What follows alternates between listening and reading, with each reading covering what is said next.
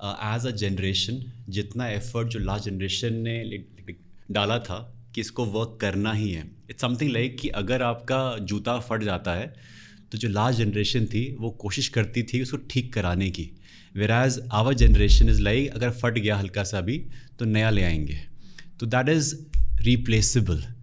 लेकिन वो रिलेशनशिप में काम नहीं करता या नहीं करना चाहिए। This can be a thought coming from a millennial and I am giving a ज्ञान टू जेन ज़ी। लेकिन क्या बातें कर रहा है यार, ये इतना इतना बुरा क्यों साउंड कर रहा है ये? नहीं, यहाँ पे आपकी बात ठीक भी है और नहीं भी ठीक, क्योंकि देखिए ना, आप बात कर रहे हो work on a relationship. What do you mean work on a relationship?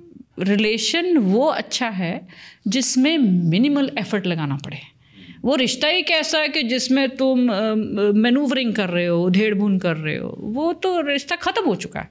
To be honest, आप खाली ट्राई कर रहे हो उसको बचाने की, बिकॉज़ आप या तो डाइवोर्स नहीं देना चाहते या सेपरेशन नहीं चाहते, क्योंकि आपको लग रहा है कि मेरे को कि मैं नहीं सर्वाइव कर सकता। इमोशनल डिपेंडेंसी है, फिजिकल डिपेंडेंसी है, राइट, अपने पार्टनर पे, correct. But out here you don't have to work hard on relationships. Relationships तो एक नेचुरल फ्लो है, राइट, इट्स अ फ्लो।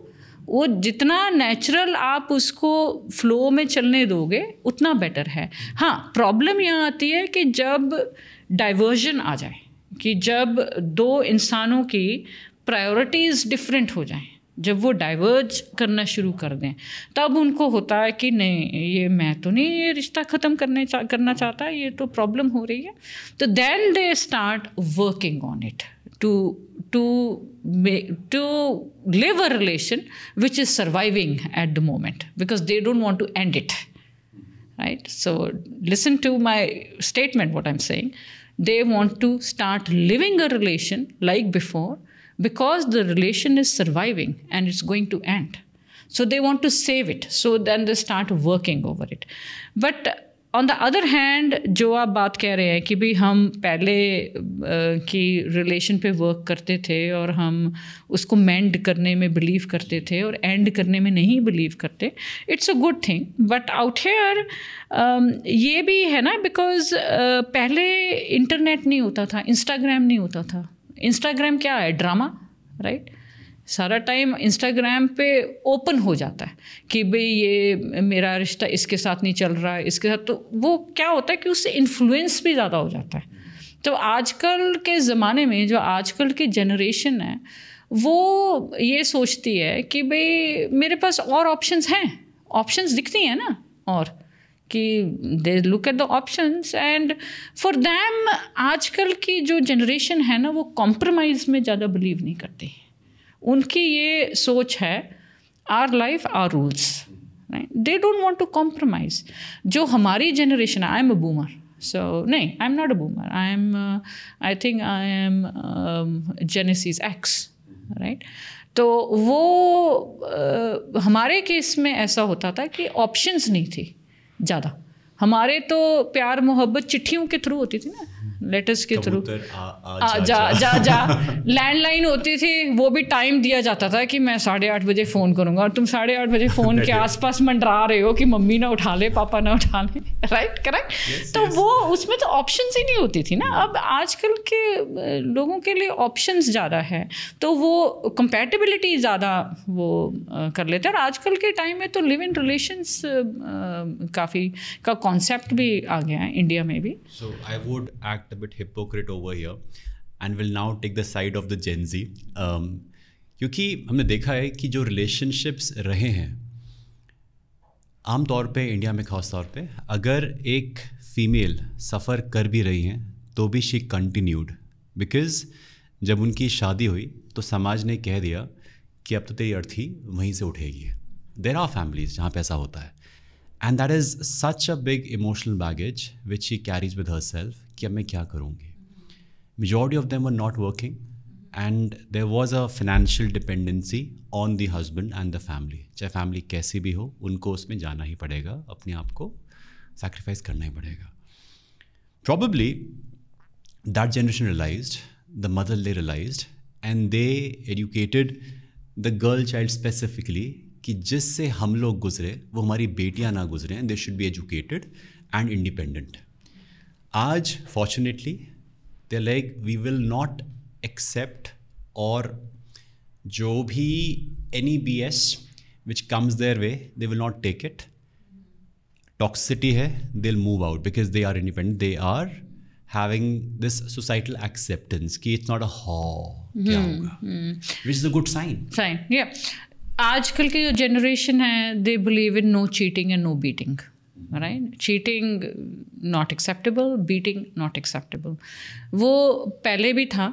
फ़र्क सिर्फ इतना था कि पहले डाइवोर्स होना और एक हस्बैंड को छोड़ के अपने घर आ जाना बहुत बड़ी चीज़ मानी जाती थी. आजकल, और वो काफ़ी होता था, बट अवेयरनेस नहीं ना थी, बिकॉज इंस्टाग्राम नहीं था, इंटरनेट नहीं था. आजकल तो इंस्टाग्राम के थ्रू पता चल जाता है कि उनकी फ्रेंड जो बॉम्बे में बैठी हुई है, तुम अमेरिका में बैठे हुए हो, ओ उसका डाइवोर्स हो गया, उसकी डॉटर का, वो घर आ गई. Right, okay. एक्सेप्टेंस भी ज़्यादा है. But coming back to the previous generation, जो पेरेंट्स का एक कॉन्सेप्ट है कि मेरी एज 51 की थी जब मेरे फादर की लास्ट ईयर डेथ हुई.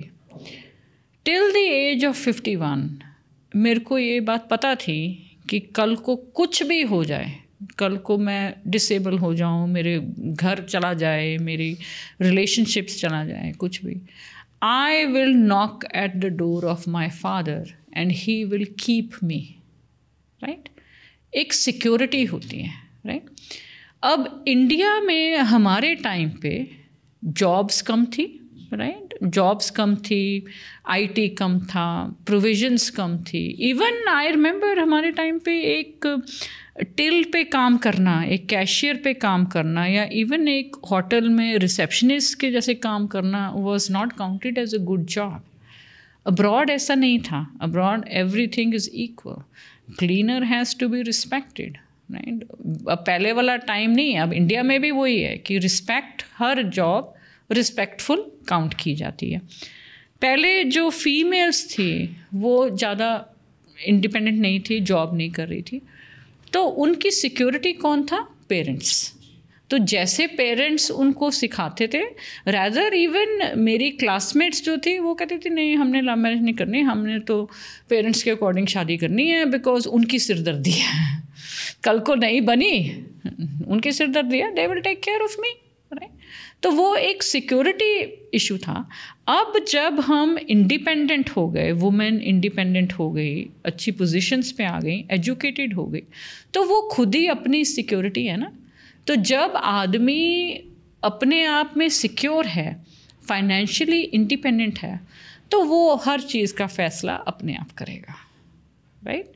आपने ये देखा होगा कि जब money does cause independence and self taking decisions. Right?